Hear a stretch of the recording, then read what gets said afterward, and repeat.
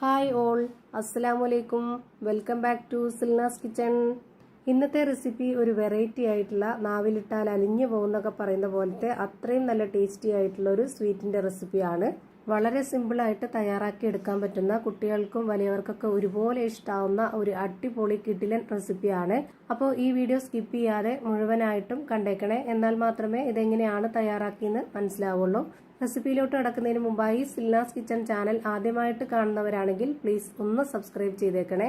ഒപ്പം തന്നെ ഈ വീഡിയോസ് നിങ്ങൾക്ക് ഇഷ്ടപ്പെടുകയാണെങ്കിൽ ഒരു ലൈക്ക് ചെയ്ത് ഷെയർ ചെയ്ത് സപ്പോർട്ട് ചെയ്യാനും മറക്കരുത്. ഇനി നമുക്ക് ഇതെങ്ങനെയാണ് തയ്യാറാക്കുന്നതെന്ന് നോക്കാം. ഇതിനായി ഞാനിവിടെ സ്റ്റവിലേക്ക് ഒരു പാൻ വെച്ച് കൊടുത്തതിന് ശേഷം ഫ്ലെയിം ഓൺ ആക്കി കൊടുത്തിട്ട് ലോ ഫ്ലെയിമിൽ ഇട്ട് കൊടുത്തിട്ടുണ്ട്. ഇനി ഇതിലേക്ക് ഒരു അരക്കപ്പ് അളവില് മുഴുവൻ ഉഴുന്നാണ് ഇട്ട് കൊടുക്കുന്നത്.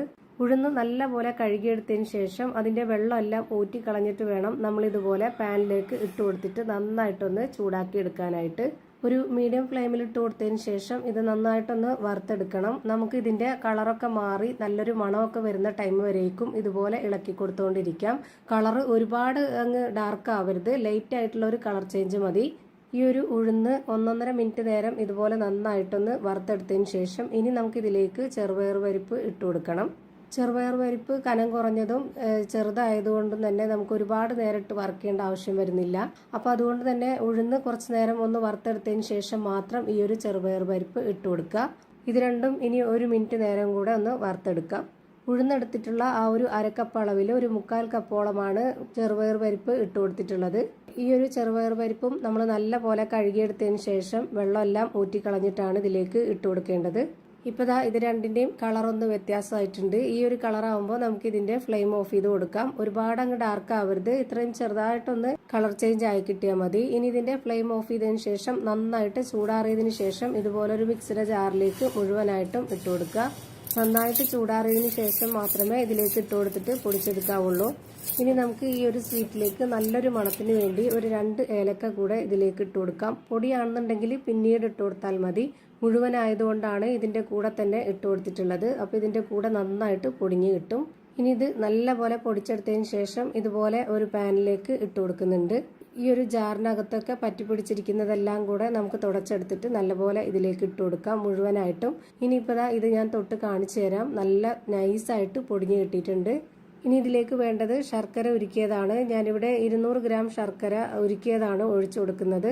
250 ml കപ്പിന്റെ അളവിൽ 1/4 കപ്പ് വെള്ളം വെച്ചിട്ടാണ് ഇത് ഉരുക്കിയെടുത്തിട്ടുള്ളത്. അത് മുഴുവനായിട്ടും ഇതിലേക്ക് ഒഴിച്ചു കൊടുക്കുന്നുണ്ട്. പിന്നെ ഇതിലേക്ക് ഒരു 3 ടേബിൾ സ്പൂൺ അളവിലുള്ള നെയ്യും കൂടെ ഒഴിച്ചു കൊടുക്കാം. ഇതെല്ലാം കൂടി നന്നായിട്ട് യോജിപ്പിച്ചെടുത്തതിന് ശേഷം മാത്രമേ നമ്മൾ ഇത് സ്റ്റവിലേക്ക് വെച്ച് കൊടുത്ത് ഫ്ലെയിം ഓൺ ആക്കി കൊടുക്കാൻ പാടുള്ളൂ.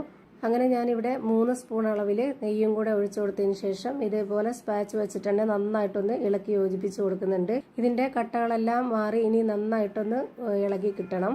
ഇപ്പോൾ ഇതുപോലെ നന്നായിട്ട് ഇളക്കി യോജിപ്പിച്ചതിന് ശേഷം മാത്രം ഇനി നമുക്ക് സ്റ്റവിലേക്ക് വെച്ച് ഫ്ലെയിം ഓൺ ആക്കി കൊടുക്കാം. എന്നിട്ട് ഹൈ ഫ്ലെയിമിൽ വെച്ചിട്ട് തന്നെ കൈവിടാതെ വീണ്ടും ഇത് നന്നായിട്ട് ഇളക്കി കൊടുത്തുകൊണ്ടേയിരിക്കണം. എന്നാലേ നല്ല കറക്റ്റ് പരുവത്തിന് റെഡിയായി കിട്ടുള്ളൂ. പിന്നെ ഇതുപോലെ നന്നായിട്ട് ടൈറ്റ് ആയിട്ട് വരുന്ന സമയത്ത് ഇതിലേക്ക് ഇനി ഒഴിച്ചു കൊടുക്കേണ്ടത് അരക്കപ്പ് അളവിൽ നല്ല കട്ടിയായിട്ടുള്ള പാലാണ്. പാലും കൂടെ ഒഴിച്ചു കൊടുത്തതിന് ശേഷം ഇതിലേക്ക് 2 ടേബിൾ സ്പൂൺ അളവിൽ നെയ്യും കൂടി ഒഴിച്ചു കൊടുത്തിട്ട് ഇനി വീണ്ടും നല്ല പോലെ ഒന്ന് ഇളക്കി യോജിപ്പിച്ച് കൊടുക്കുക. പാലും നെയ്യും നമ്മൾ ഇളക്കി യോജിപ്പിക്കുന്ന ടൈമിൽ ലോ ഫ്ലെയിമിൽ ഇട്ട് കൊടുത്തിട്ട് വേണം ഇളക്കി യോജിപ്പിച്ച് കൊടുക്കാനായിട്ട്. എന്നിട്ട് നന്നായിട്ട് ഇളക്കി യോജിപ്പിച്ചതിന് ശേഷം വീണ്ടും ഫ്ലെയിം കൂട്ടി വെച്ചിട്ട് ഇതുപോലെ നന്നായിട്ട് ഇളക്കി കൊടുത്തുകൊണ്ടിരിക്കണം. ഓരോന്നും അതിൻ്റെതായ രീതിയിൽ ചെയ്താൽ മാത്രമേ നല്ല കറക്റ്റ് ആയിട്ട് പെർഫെക്റ്റ് ആയിട്ട് കിട്ടുള്ളൂ.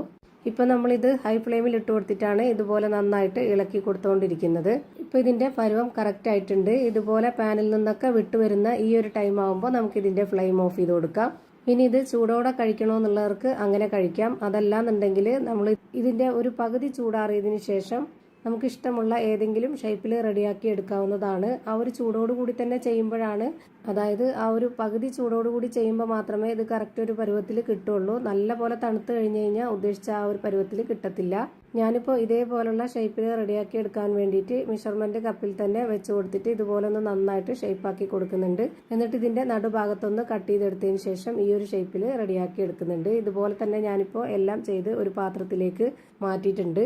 ഇപ്പോൾ ദാ അടിപൊളി ടേസ്റ്റി ആയിട്ടുള്ള ഒരു വെറൈറ്റി ആയിട്ടുള്ള നാവിലിട്ടാൽ അലിഞ്ഞിറങ്ങുന്ന പോലത്തെ നല്ലൊരു രുചിയായിട്ടുള്ള ഒരു സ്വീറ്റ് റെഡിയായി കിട്ടിയിട്ടുണ്ട്. ഇത്രയേ ഉള്ളൂ ഇന്നത്തെ വീഡിയോ ഇഷ്ടമായാൽ ലൈക്ക് ചെയ്യാനും കമൻറ്റ് ചെയ്യാനും ഷെയർ ചെയ്യാനും മറക്കരുത്. അതുപോലെ തന്നെ ഞാനിടുന്ന പുതിയ വീഡിയോസ് നോട്ടിഫിക്കേഷനായിട്ട് കിട്ടുന്നതിന് വേണ്ടി സബ്സ്ക്രൈബ് ചെയ്ത് ബെല്ലൈക്കൺ അമർത്തി അതിൽ ഓൾ എന്ന ഓപ്ഷൻ എനേബിൾ ചെയ്ത് കൊടുക്കാനും മറക്കരുത്. പുതിയൊരു വീഡിയോയുമായി വീണ്ടും വരും. Thank you for watching.